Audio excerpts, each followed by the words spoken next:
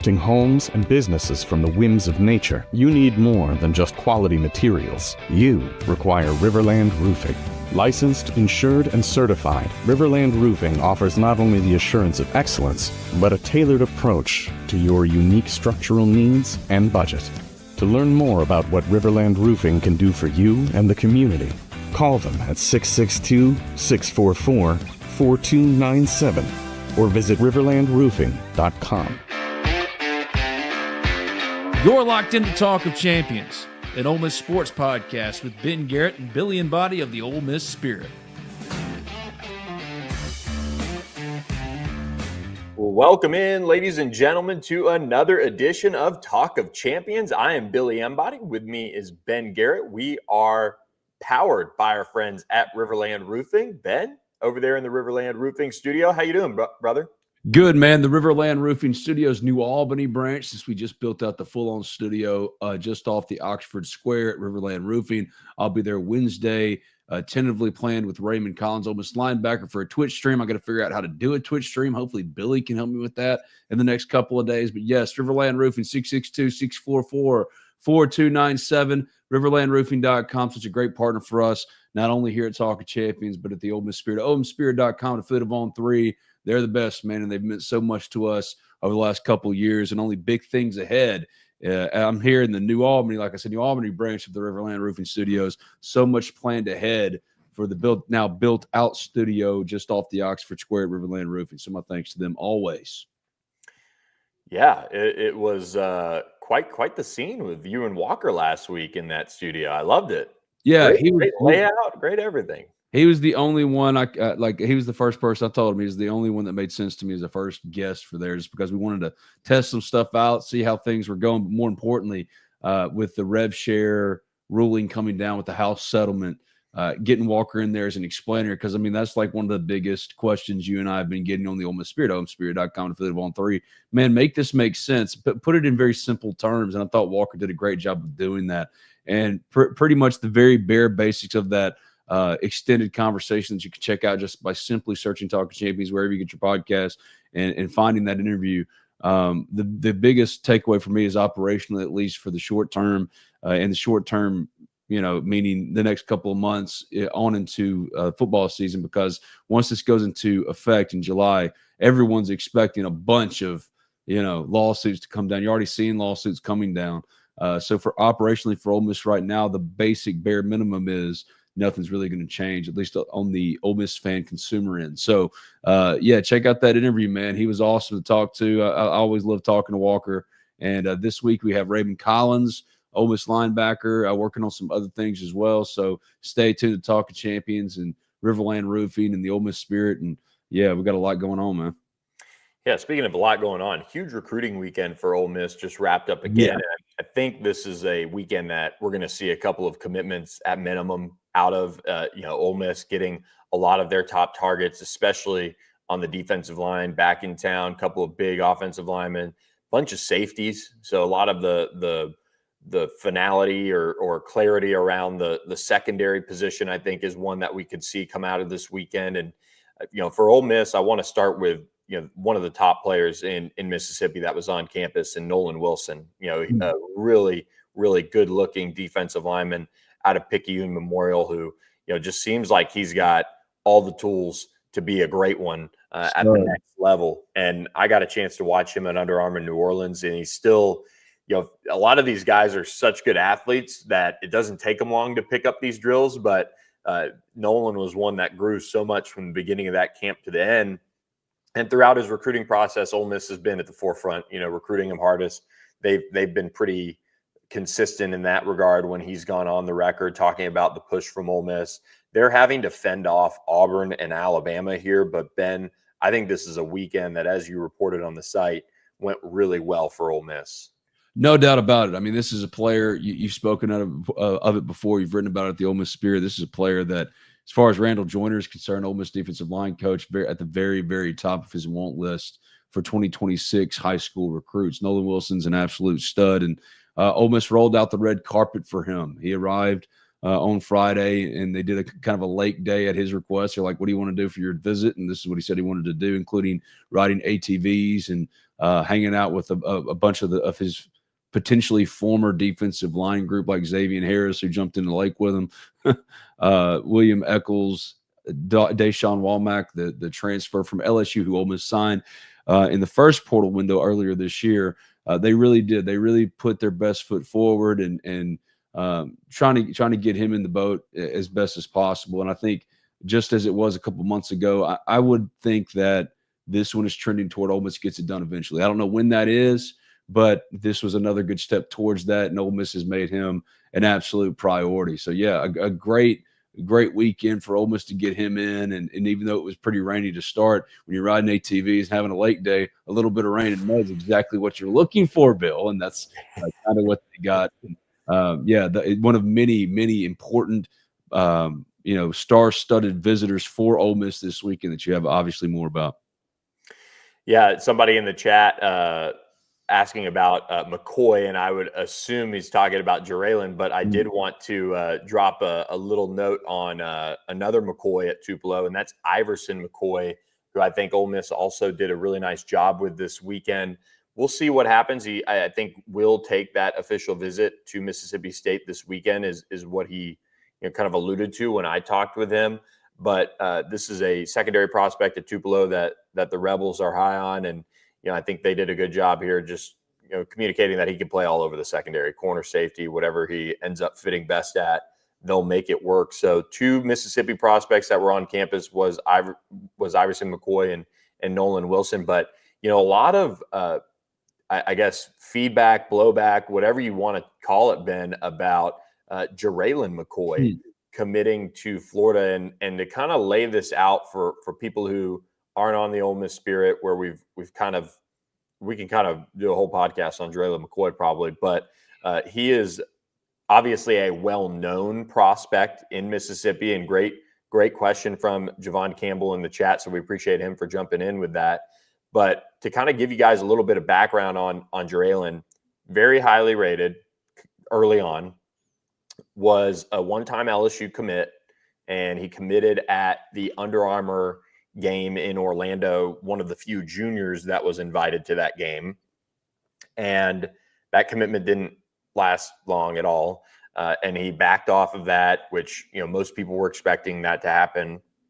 And because they nowadays, they kind of try to drum up a little bit of, intrigue around the game, since it's not like the old days where there'd be 10 top 10 guys announcing where they're going. But Jeren has gone through the process, and I think is young and at times immature, and has just not given a lot of programs that whole warm and fuzzy right now. He has talent, and it is potential right now. He isn't a dominant football player right now at Tupelo, has a lot of work to do, and Ole Miss and LSU and Texas and a couple of other these programs just have not recruited him with the same vigor that apparently Florida is good with. And this is one of those things where,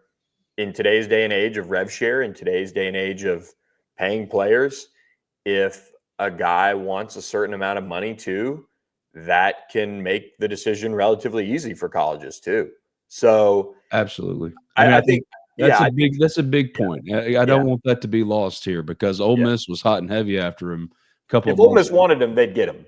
Yeah, you can still stand by that and say that. I think this isn't the last time that he's going to make a decision. I think he's a creature of the moment, and we've seen this time and time again in high school recruiting. The difference between the old days when guys would jump from school to school as far as commitments, and that, and now is that commitments, at least really early, including in the month of June, especially in the month of June, have never mattered so little. And schools they have some autonomy too to say, well, we don't want to mess with this right now because it doesn't meet the price point that we've evaluated for that particular player. It doesn't meet what our evaluation in terms of the number, and we'll just get him in the portal, right? I mean, that's an honest evaluation that all colleges are making. And I think you kind of framed it perfectly. I mean, for Florida right now, the price point and all the drama that's come with it, and a dude who's really enjoyed the process, they're willing to take it, because at worst, for Florida, it doesn't hurt them. Like, it's, if he makes it to campus, great. If he doesn't, you kind of essentially control his rights right before he goes anywhere else. If he doesn't, like, they're just trying to claim him early and let him potentially end up in their class. But this is not the last time you're going to see Jeren McCoy, I think, make a decision or have some drama about him, because he is enjoying the process, which is perfectly fine. This is the one time he's going to go through it. This is one of his, at least for his current life and career, this is one of his very top money-making opportunities right here and now. So, like, he should be doing these things. But for Ole Miss, at least, and that's what this is, an Ole Miss podcast, they backed off after the drama of a couple of months ago, when it seemed as if Ole Miss was far and away the leader, especially coming off that decommitment from LSU. And I think Ole Miss could still be a real factor for him, depending on how his recruitment goes from here. But Iverson McCoy, I think Ole Miss is going to end up landing. I think Mississippi State has obviously always been a contender for Tupelo kids. I mean, I think of Chad Bumpus and others just like that right up the road, which they're right up the road from State, just as they're right up the road from Ole Miss, right? So Tupelo's always been State friendly and Ole Miss friendly, more State friendly in my general experience in the modern era. But I think Iverson McCoy had a great visit. And Fancy Pup is asking about Rider Lions. We're going to talk about quarterbacks because, as Bill knows, Lane Kiffin has offered a new quarterback, especially considering the development of Landon Duckworth.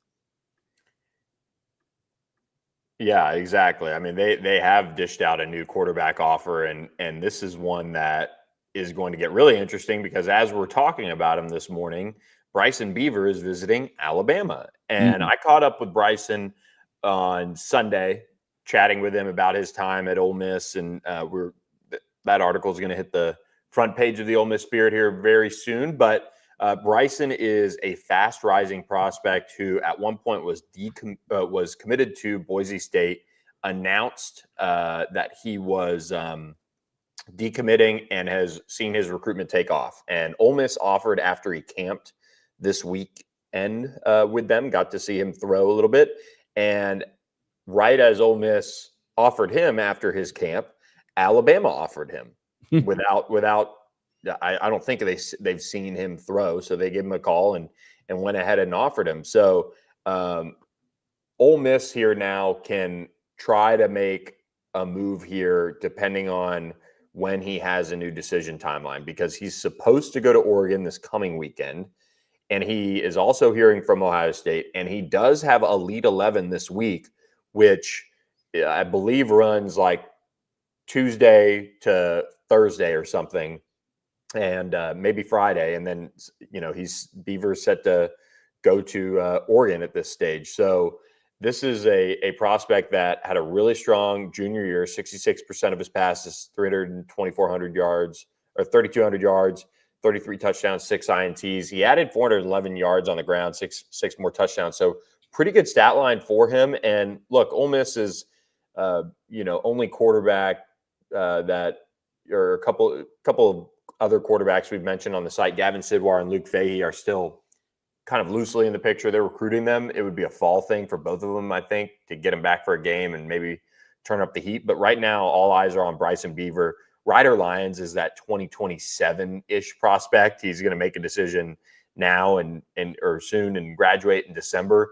Ole Miss, I don't think, is going to get him, but he is still uncommitted, so he's at least on the table. But right now, Bryson Beaver is the hot name, so to speak, that Ole Miss is hot on in the 2026 class to join Reese Wise, who will be back on campus this weekend for an official visit. So quarterback recruiting taking a quick turn this weekend as well. Here's the main takeaway from all of that. First, when Bryson Beaver hit the portal, the first text I got was, this kid's going to Oregon. So keep an eye on Rider Lions, because Ole Miss has been after him, one of the very best quarterback prospects in the country for quite some time. And I don't think they're going to get him either, but I don't think that pursuit is over, especially if Bryson Beavers does follow through and go to Oregon. Like you said, he's got a visit coming up this weekend. But Ole Miss, the plan remains the same plan we've been talking about for months on in here on Talk of Champions, powered as always by our friends at RiverLand Roofing, 662-644-4297. RiverlandRoofing.com. Raymond Collins, Ole Miss linebacker, will be with me at the RiverLand Roofing studio just off the Oxford Square on Wednesday. That's the plan, at least tentatively, so be on the lookout for that. But we've been talking about this for months, that Rider Lions, and about Ole Miss wanting to, or the plan is at least, to sign 2 quarterbacks. Don't forget, Reese Wise is a quarterback that they identified early and really, really like, and they think he can be a potential starter in this league at some point in his career. So this is not a player to turn your nose up at. This is a player they're really excited to have, but they've always wanted to have 2 for this class in particular. They want 2 high school developmental quarterbacks, and they're still on schedule for that, even though it's not quite as clear after Landon Ducksworth has now at least seemingly settled on South Carolina or Auburn. I think he's going to end up being a South Carolina Gamecock. They've just done a tremendous job with him. And like I said back in the spring, when Ole Miss seemed like it was on the verge of landing Landon Ducksworth as far as a commitment, every day that went by when it was so hot and he didn't commit, certainly the antennas went up for me. And now Ole Miss has slipped in that recruitment. South Carolina did a better job. It happens that way sometimes. But what it does is once one quarterback domino falls, another and another and another, and that's what you're seeing now with Beavers, with potentially Rider Lions. I don't think Ole Miss gets Rider Lions either, but this is a kid that's going on a mission. Yeah, he's going to commit this year. He's going to in December sign, and then he's going on a mission. He doesn't start till 2027 because of his faith. So Ole Miss is one of those programs that is afforded the opportunity to wait on him, and I think most schools want to wait on him because they think he's that good. But Ole Miss, because it's got a Reese Wise, can be one of those options for Rider Lions, assuming that Beavers doesn't really become a top-end target for them. Right now he is, but I'm waiting for the Oregon piece because I think Oregon's going to have a major say, and they're also a big contender for Rider Lions. So that's kind of what we're watching as far as quarterback recruiting. And Ole Miss, On 3 likes Beavers more than any other service. I mean, they've got them ranked as a 4-star while others have them as a 3-star. All of these options are good ones. And if you're Ole Miss, these are the kind of waters you want to be floating in, especially in June, and with a quarterback you already believe in committed in your class. 100%. And Ben, you've got to sometimes throw the bank at a quarterback to get one. And I think I've got a pretty good idea of where you'd send them to help manage that money a little bit too. My friends at BNA Bank here in New Albany, Mississippi, also in Tupelo and elsewhere. BNA has been a longtime friend of Talk of Champions. Was with me when me and Stephen Godfrey started this podcast years and years ago as the flagship, and it went through as many iterations. BNA Bank has always been there. It's your local bank. People that I know, people that I trust. Call them today, 662-534-8171. You can visit them online at bnabank.com. From Carolyn Brownson to Whit Spencer and Mortgages to Mike Staten, who's the president of the bank. I know these people, and I can vouch for them because they are my friends. They're people I grew up with, people I've known most all my life. And I would, of course, send anyone and everyone looking for the best banking option. And in a world that's so chaotic and we don't understand sometimes, it's nice to see a familiar face, especially when it comes to managing your money. So go to bnabank.com, and also 662-534-8171. Man, well done. Professional segue, sir. Professional segue, Mr. Billy Embody. Well done, sir. Look, Ole Miss is all about the pros, man, and so I'm just trying to, fit into that as well. Pro mindset. Yeah, I mean, you fans watching, you know that this is part of it. We're so thankful for all our sponsors. We wouldn't get to do what we do without them, but it's fun to see my man Bill drop that little segue in and go from one piece to another. No one does this better, right? Come on now, that's insane. All right. I will say Ole Miss did have a busy weekend on the secondary front. We'll get to more of those guys in just a second. I want to hit on 2 other prospects that were in the trenches that really, I think, to me, kind of stand out that they were on campus. And one that we broke the news about at the Ole Miss Spirit. If you're not on the Ole Miss Spirit, make sure you're there and getting all the latest on official visitors and who's rolling into town, and get it first and do it for just $1 for your first week. So this is the last official visit weekend of June. Perfect time to just subscribe for $1 and get all the coverage. But Taj Overton out of Oklahoma, a big target for the Sooners. Do not get me wrong. One of the best defensive tackles in the country, 4-star prospect. He's been to Oxford for a game. He's been for a junior day. He has been multiple times over the course of his recruitment. I think Ole Miss has done a really good job here. I don't know if it's going to be enough. Don't get me wrong, but I could see it being very difficult on Oklahoma to pull this one off. You know what I mean? Like sometimes it's petty recruiting, like making another school pay more and more and more for a player that they don't normally have to do that for. And I think that's what, at minimum, Ole Miss is going to get out of this Taj Overton experience. 4-star defensive lineman, 6'3", 275 pounds, really talented prospect who goes to Owasso, Oklahoma, just, I believe, northeast of Tulsa. So, right in, Oklahoma's backyard. They're looking to get him on board. They're supposed to host him this coming weekend. But when I heard he popped in for an official visit, it was like, oh, yeah, I forgot about Taj Overton because my man does not do interviews. He did very nicely respond to me finally this morning. And I said, hey, Taj, what'd you think? And he just said, I loved it. So, man of few words, but somebody to have on the radar here. Randall Joyner's kept Ole Miss in the picture here for a long, long time now. And, as we talk about the defensive line so much here on Talk of Champions, we've also got to talk about the offensive line. And one prospect I think Ole Miss knocked it out of the park for is Ryan Moret, one of the top offensive linemen in the state of Florida. He's also a wrestler, which I love that about him. It's a really good kind of indicator for prospects as far as like just overall athleticism when they're on the offensive line and can wrestle and do it at a high level. He placed third as a sophomore in state wrestling. So really, really good wrestler in his own right. I think he's getting close to a decision here. He told me that he's, I believe, supposed to visit Georgia Tech this week. I don't think he's going to visit Miami anymore, but I think Ole Miss has done a really good job here. And I think they've taken the lead, and we will be keeping a close eye on him in the near future, in my opinion. And hopefully that kind of helps Fancy Pup out in the chat as he was looking for some O-line commits, but one to keep an eye on. And I did not think that Ole Miss would sit in as good of a spot as they did this morning, but talked with a couple sources this morning about Kamari Blair out of the state of Tennessee. I am watching very closely if he takes his Tennessee official this weekend. And the Vols have turned it on hot and heavy with Kamari Blair. But I'm just hearing just a hint of buzz that maybe that visit is up in the air, which would leave Ole Miss battling South Carolina for another prospect. So we'll see if that kind of holds. And I'm set to catch up with Kamari. He was not feeling well Sunday afternoon, so he and his family got home and just kind of rested up from the official visit weekend. But we'll be watching him closely. He looks the part. If for those of you that watched last week of Talk of Champions, Kamari is somebody that once he adds about 30, 40 pounds to his frame, he's going to look like an NFL guy.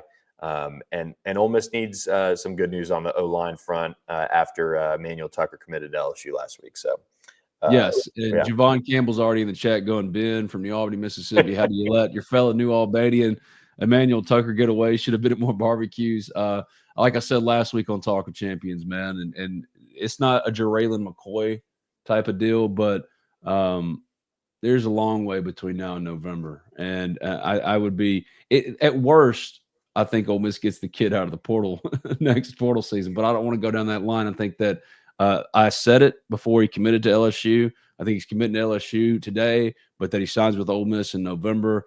And I still think that. I still think that'll be the case, but we'll see how it plays out. Emmanuel, his recruitment's really blown up too. He's had all these offers, but I think Emmanuel is a player that's going to need some time to develop. He's not ready to step in and start.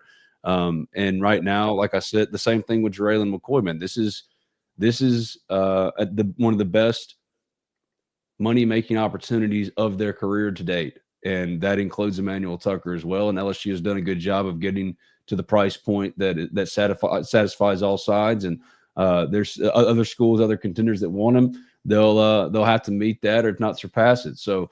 Look, man, we live in a different world, a different culture. We're talking about these things that used to be talked about behind closed doors, and it's very obvious. I think LSU is hot on them right now, but in the end, commitments. I don't care. I've learned in 20 years of this business. So is Billy, I'm sure, especially now.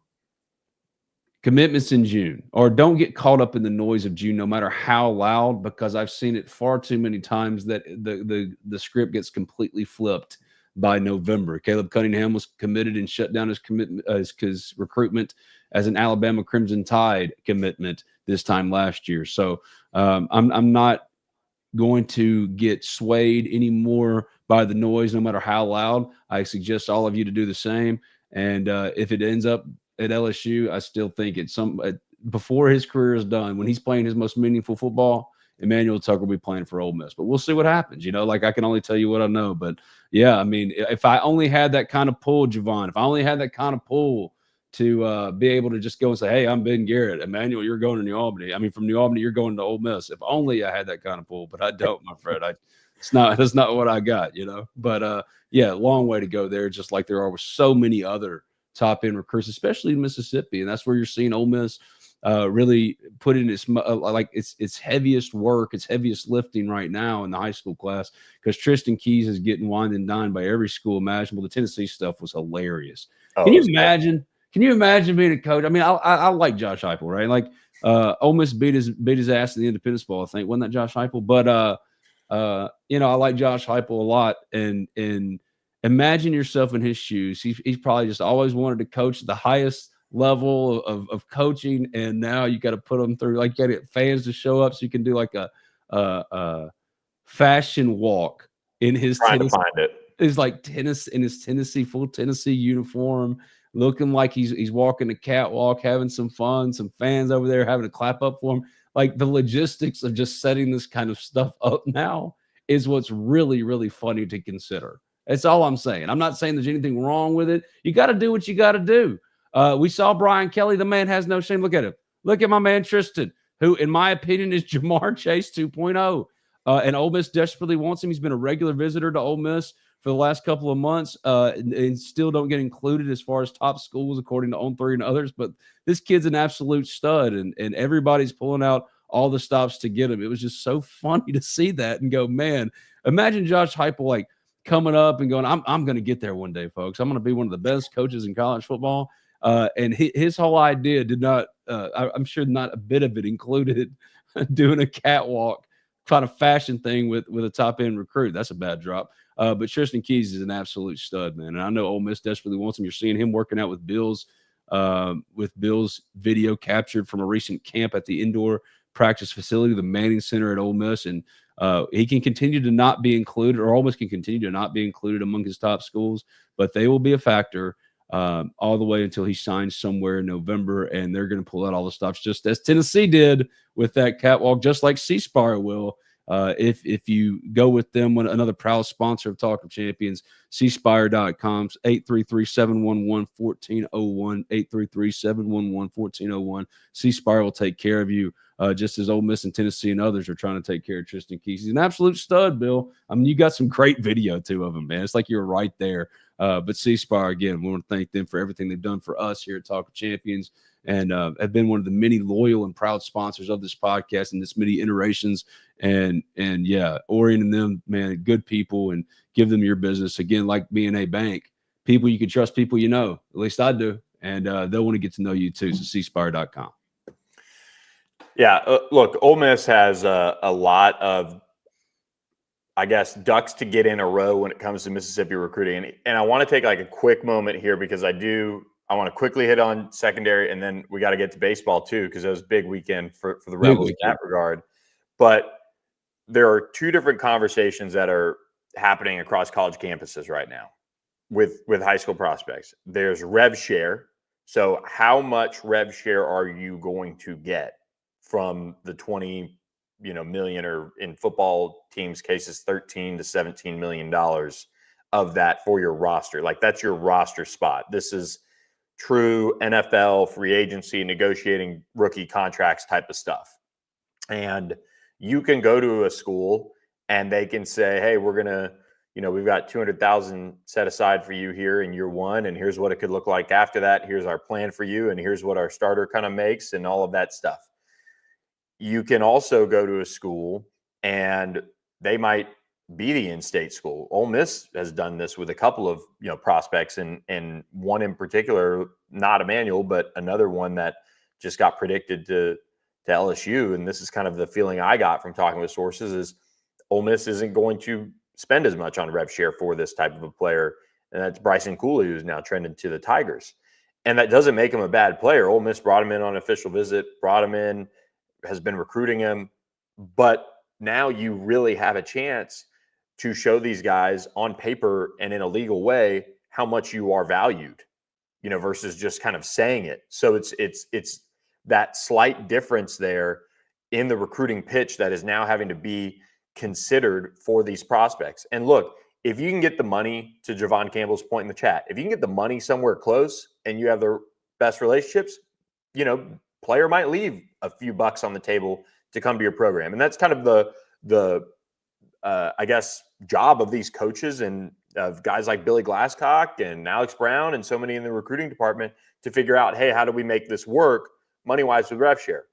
And then there are NIL opportunities. Now it looks like it's headed toward, a more above board, in theory, type of a, product, which is why, the Grove Collective has their Magnolia Sports Group to kind of help and, show guys like, hey, here's what we can do legally above board with NIL and try to make you additional money. And here's why it'll pass through Deloitte and all of that stuff. And then there's good old fashioned recruiting that I'm sure is still in the works too. And so finding a way to make all of those things work, I mean, it's just crazy to try and navigate it all. And you just want to be in the final couple schools, and then you see if your pitch and overall pitch really takes hold. And, we talked about Kamari Blair earlier. Seems like Ole Miss has made a move there. We will see if that holds true. And we know that Ryan Moret out of the state of Florida is a guy that they've made a move for. And I'm confident saying that. DJ Williams out of Florida, a defensive back, is one that they made a move for with their official visit. So those things, like, you can maybe see some tangible evidence here soon on that front. But some of these guys in Mississippi, it is a different world, as you know, Ben. It is a different world recruiting Mississippi. Recruiting this state is always drama-filled at the top with these prospects, I feel like. And, that's why you don't sweat Mississippi recruiting in June for sure. Like That's Tristan right. Keys, Jace Matthews, Xavier McDonald, there's very few Demarius Yates out there that are going to commit as a top 150 prospect early and stay locked in and do all those things. So it's ride the wave, see what happens, and then we'll look up in December and see if Lane Kiffin and his staff have put together another top 25 class, because that's what they did. They put together their best high school class last year, and they did it, getting a guy like Caleb Cunningham in October, November, whatever that was. So lots of moves to be made here down the stretch, and we'll see how it goes. But, Ole Miss is recruiting this secondary class hard. They had a bunch of safeties on campus. Craig Tutt is the big notable one out of the state of Tennessee, who the Vols really, really want. And Ole Miss is, hoping that they did enough to win out here. We'll have full breakdowns on just about everybody that was in town this weekend. We already talked about Iverson McCoy. There's a couple other official visitors that, rolled through that we'll have reactions on, or already have reactions on. Jet Goldsberry was another one that was on campus. Jamarian Gordon out of the state of Alabama. He tells me he's down to Ole Miss and Florida State. He'll visit Florida State this weekend. But Craig Tutt is the big prize right now for Ole Miss that is out there, and he's getting closer to making a decision.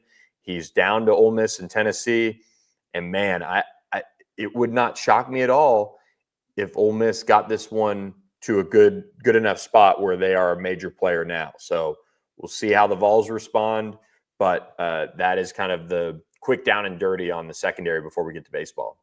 At the end of the day, with all these prospects, this is part of recruiting at such a high level. There's going to be a lot of noise and a lot of volatility. I mean, you saw it last year again with Caleb Cunningham and others. It's just an easy one to use because this time last year, Ole Miss wasn't being included in those graphics that you saw on social media that you were inundated with day after day. And you thought, what's going on? I thought Ole Miss was a candidate for Caleb Cunningham. Well, he is now an Ole Miss Rebel. He's reported, right? So it doesn't matter if it's June. It doesn't matter if it's, July. What we're focusing on is What's the momentum look like? Does Ole Miss maintain its status as a contender? Is it in the mix throughout the whole process, regardless of the fluctuations? And that's what we expect with all of these prospects that we're mentioning. It doesn't matter if they're committed to LSU, if they're not if Ole Miss isn't getting included like they're not with Tristan Keys. Let's go by the visits. Let's go by the momentum, because right now everybody is appealing. Every school is appealing. Nothing's going on but recruiting. So everybody's putting their best foot forward. Everybody is promising the world and saying this is what we can offer you. But Ole Miss, time and time again, in 6 years under Lane Kiffin, has proof of concept. More often than not, Ole Miss is not paying more than anybody else. They take, like, prospects are taking less to sign with Ole Miss because Ole Miss is a program, and in this world, this matters, that does what it says, means what it says, and says what it means, and does and follows through with any and all agreements. And that's not usually the paying the absolute most of anybody else, because you're going to get promised a lot of things in recruiting. But what are you actually going to get? And Ole Miss can tell you exactly what you're going to get, and that matters. So once the noise, as loud as it'll be, this is the loudest it'll be, you know, these couple of 2 months when recruiting is the only thing going on outside of SEC Media Days later next month. Once fall rolls around, well, then it's serious. Then it's how much do you really care about the Jeren McCoys? Are you still sticking with your price point with Craig Tutt, whoever it might be? Ole Miss in the quality and caliber of player that it's recruiting and it's sticking to, you're going to see a lot of volatility and a lot of movement. But at the end of the day, as long as Ole Miss maintains a presence in those recruitments, they're a real factor, and we'll be right there with you every step of the way at the Ole Miss Spirit here on Talk Champions. I just want people to understand that. You know, it's like June has never really mattered. You know, even when Tony Connor, whoever it might be visiting Alabama, you think he's trending one way. Yeah, we're used to following it in a certain way. These days, it's much different, and getting too high or too low, especially when Ole Miss is recruiting at a level it's never recruited before consistently. You just kind of let those old biases go, and just stay focused on, is Tristan Keys continuing to show up? Is he still continuing to go to Ole Miss, you know, practices and camps and visits and all these kind of things? Follow the visits, follow the activity, and that's what we'll be doing. And it's what we do here on Talking Champions. I said do. And at the Ole Miss Spirit, OleMissSpirit.com, affiliate on 3. Just wanted to touch on that point because I think it sometimes gets a little bit lost. Yeah, no, you nailed it. And so we'll track it all for you. But look, Ben, we've got to talk a little bit of baseball here because, you know, the Rebels got some good news over the weekend, picking up a trio of commitments, Mike Bianco and his staff getting it done. And I think the overall theme here with a lot of these guys is projecting. You know, a couple guys, you know, bouncing back from injuries, but their numbers when they were healthy, very good. And so where do you want to start? Do you want to start first guy to jump on board, or do you want to start with the latest? Well, where I'm going to start is Daniel Pasella. Four commitments. 4 commitments now. I'm going to start with Daniel Pasella, the outfielder from Illinois State. Ole Miss got Luke Chang, its primary shortstop last year from Illinois State. Hit a career high in home runs. Defensively, had some issues, especially late in the year, but Ole Miss had those and offensive issues, to be quite honest, throughout, you know, the course of the year. Owen Pano's the projected starting shortstop next year. Yeah, bad freshman year, but we've seen that with Greg Kessinger. We saw that with Thomas Dillard. Equally as difficult freshman years, and went on to become superstars in MLB draft picks. And Ole Miss still has that same kind of belief in Owen Pano. So right now, you're penciling Owen Pano or Braden Randall at shortstop. I think Ole Miss will obviously keep all options open. Is not going to turn down any player that can really help them next year. But of the 4 they've landed so far, Daniel Pasella is plug and play as plug and play gets. I mean, absolute stud, a middle of the order type hitter, one that can make an impact from game one, just like Mitch Sanford did, Isaac Humphrey, Ryan Moorman, and Ole Miss is replacing every member of its starting outfield. So getting a player in Daniel Pasella to come in and step in and start, likely in left field, is a huge, huge get. Tristan Bissettia, the outfielder from Clemson, another great slugging potential piece for Ole Miss. The issue, of course, is that injury robbed him most of all last year. Played in 31 games, hit a little under 230, still had the pop. But when he's healthy, you're talking about a near 300 hitter with real pop and can play probably right field. I don't know if he's a center fielder, but that's another starting piece. Grant Richardson is a candidate to start on the weekend. He's the pitcher from Grand Canyon, and Will Libbert, the pitcher from Missouri. While the ERA is inflated, the projectability is what Ole Miss is really excited about. I mean, you're going to hear some Liam Dole comps when it comes to Will Lippert. You're going to hear some, some real projectable type of comparisons with him and what he can be.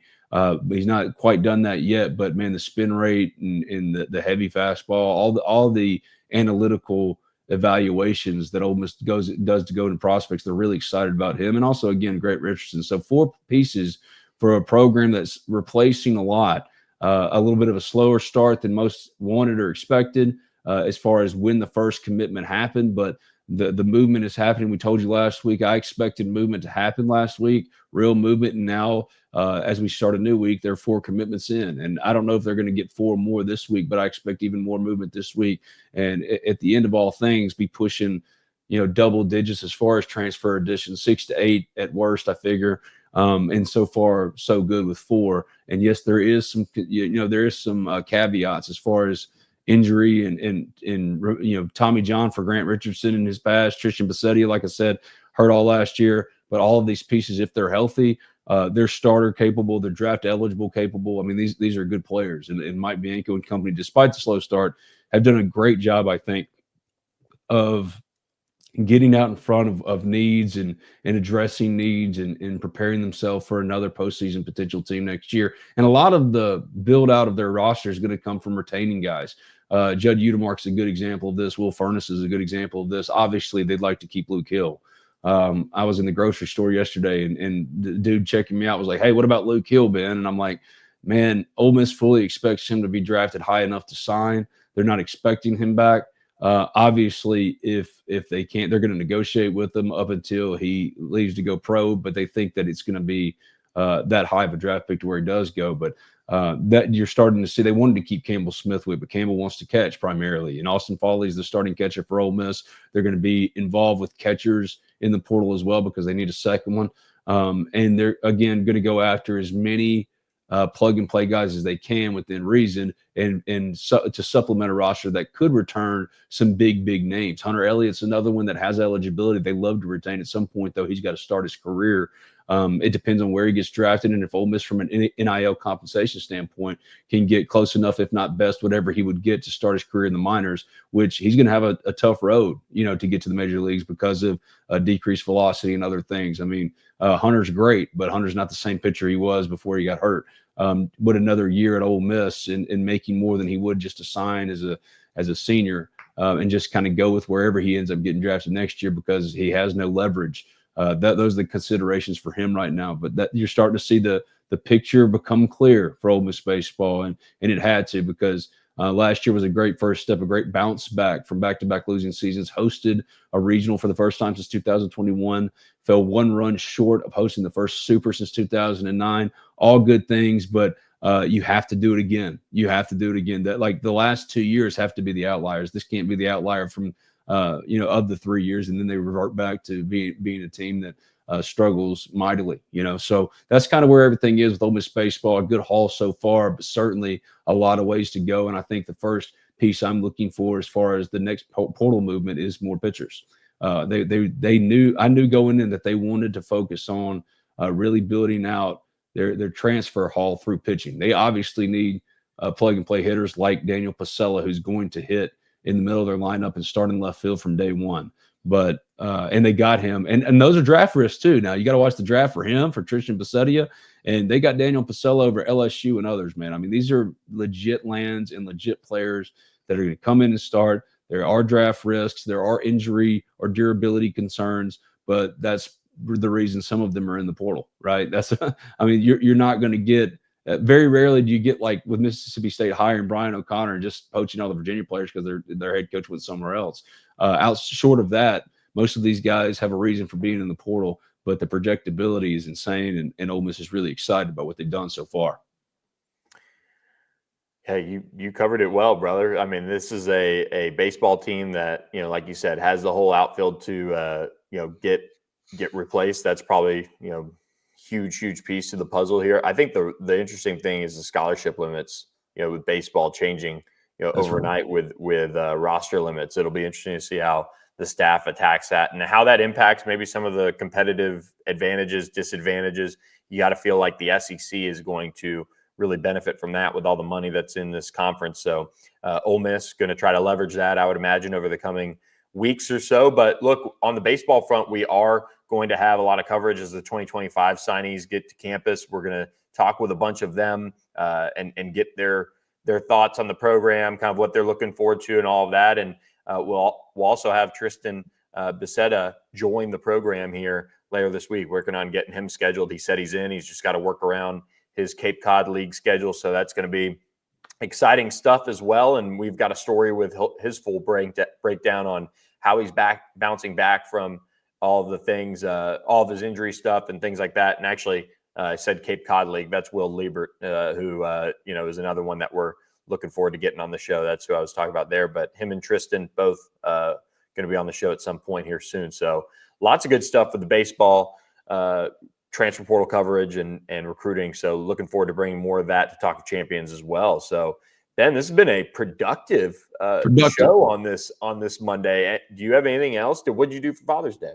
For Father's Day, I ate entirely too much. Fancy Pup. Is Elias in town yet? He's speaking of Elias Carmerdine, the French former Eurobasket MVP that Ole Miss basketball has signed. Yes, he's been announced. He's officially a part of the program. There was never concern there. He just had some obligations to play out. So, if he isn't on campus, he's officially considered a part of the team. He's been officially announced. I haven't put eyes on him is the reason why I said so, but I'm pretty positive that, yes, he has finally arrived. But, yeah, for Father's Day, man, it was way too much food.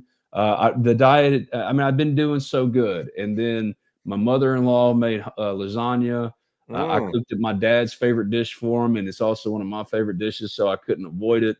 My wife and kids got me more sweets than I could possibly, do anything with. Now, I know that my wife bought the payday for herself, and I know that like the Three Musketeers, my little Buggies is going to get the little Buggy, like little Riley's going to get that one. You know what I mean? But ate way too much. So today, I've like, let's just take it easy. Let's reset for a new day. And but I'm not gonna lie, I'm like fiending because I got all my favorite things yesterday. Did you with you? This is your second Father's Day because second Father's Day. Your second Father's Day with Jack. Was your Father's Day productive? Did you have a magical time? Was it yours? Did you get to do what you wanted to do on your day? Well, we got up, we got going, and went to a little like kid museum for Jack. It was more of like one of those things where they have like all sorts of different like water tables and like light up rooms and stuff. Sure. So he was kid played hard. Sensory overload, man. Yes, exactly. And he did not take a good afternoon nap. So we got a full dose of Jack yesterday.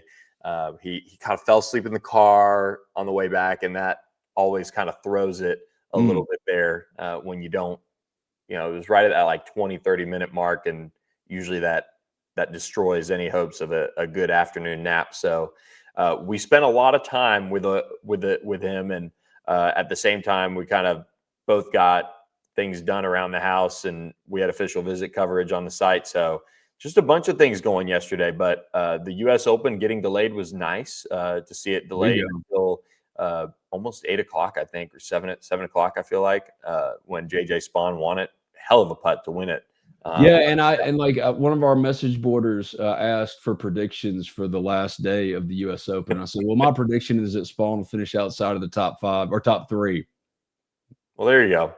I mean, it was a good bet. I'm not a golf analyst, man. It was a good bet because so many guys were trying to finish over par, but the only one that did not, the champion JJ Spawn. Hey, I'm always good when an American wins the U.S. Open, especially fending off a couple Europeans. So no offense to the Euros that maybe watch our show, but I'm just glad the man made me look stupid like I am, especially when it comes to golf. I don't know. Noted golf analyst Ben. Yeah. Ben, you ain't gonna see me popping up with SVP on ESPN or on the Golf Channel. You know what I mean? Like I ain't gonna. That you'll never see me there. Now I am doing an interview, and this is fun. In about an hour, I'm doing an interview with Fred Smoot, all-time Mississippi State cornerback, Fred Smoot, who has got a Washington Commanders podcast about Trey Amos. So. That should be fun because, when the request came in, the first thing I thought was, man, I have so many Fred Smoot stories, I've got like Fred Smoot was when I was coming up was that guy that your all your Ole Miss friends hated, just like all your state friends hated Deuce McAllister. That was Fred Smoot for me. I put him with Wayne Madkin and others of Mississippi State back when that rivalry was at its absolute highest. But yeah, that'll be coming out. I don't know when, but I'm about to sit down with Fred Smoot. I wanted to be like, hey man, what's your best Egg Bowl memory? Maybe I'll get that out of him as he's asking me about Trey Amos, who's having a really, really strong start for the Washington Commanders. Like really good. Fred Smoot, one of those names that you always trade for in those video games, I feel like. Just a good video game cornerback. And I mean, it's funny, like how you remember certain teams. Me growing up was like peak Washington Redskins pouring money, trading for Clinton Portis. It was Clinton Portis, Fred Smoot. I've met Fred once or twice. I worked as an intern one summer for the Redskins in community relations, and we did some events with former players. They've got like a really hardcore former player organization there, and get a lot of them back. But Clinton Portis I remember that trade like it was yesterday, and then they paid up for Antoine Randall and Albert Hainsworth. What a contract that was. That's got to be like a top 3 bad contract in the NFL. But like again, Fred Smoot, the mouth of the South, one of my favorite nicknames ever. I'll never forget when he said 2/3 of the earth is covered by water, the other third is covered by Fred Smoot. I mean, this guy has been part of my life since I was a kid. So we should have him roast you on the podcast one day. Yes. Okay. Deal. I mean, both of us, but like, maybe, come up with a little bit of dirt on you. No, anything and everything. I think I think for my 40th birthday, I'm going to do the roast of Ben Garrett and get I know that Jarrell Poe would show up. I actually talked to Poe a couple days ago. We'll do a whole Ole Miss Spirit roast of Ben Garrett, and you'll get to hear people like, Kentrell Lockett talk shit about your friendly neighborhood Ginger Shrek. Who wouldn't want that? I mean, who wouldn't want that? Look, we'll I wonder who else we could invite for that one. Oh man. It's pretty easy right now, man. I think it'd be pretty easy to get some people. Yeah, I know. Oh man. Well, that's good. Well, we have a lot of planning to do that. Yes, we do. So let's work on our sponsors and see who's going to sponsor the stage. And I can tell you, Billy Landis will be one of the roasters from RiverLand Roofing. Billy will be one of the main roasters. So yeah, I don't even think I have to persuade RiverLand to be a part of the roast. So the Ben Garrett roast for 40. RiverLandRoofing.com 662-644-4297. I can pretty much put that one on the docket, and Billy will be on the dais there. What is it called? Yeah, whatever. You know what I'm saying? Yeah, podium. Yeah, podium. All that kind of stuff. I'll be like, I don't know who my Jeff Ross will be, but buddy, we can make it something fun. Love it. All right. Well, for Ben Garrett, I'm Billy Embody. Thanks for listening to this live edition of Talk of Champions. Hope your Monday is going well, and I hope everybody had a great Father's Day. We'll catch you at the Ole Miss Spirit, omspirit.com. Sign up for just $1. And, of course, shout out to our friends, RiverLand Roofing, BNA Bank, Spire, all of our sponsors for all the support of Talk of Champions and the Ole Miss Spirit. Catch you next time on another live edition. Thanks for joining. Talk to you later.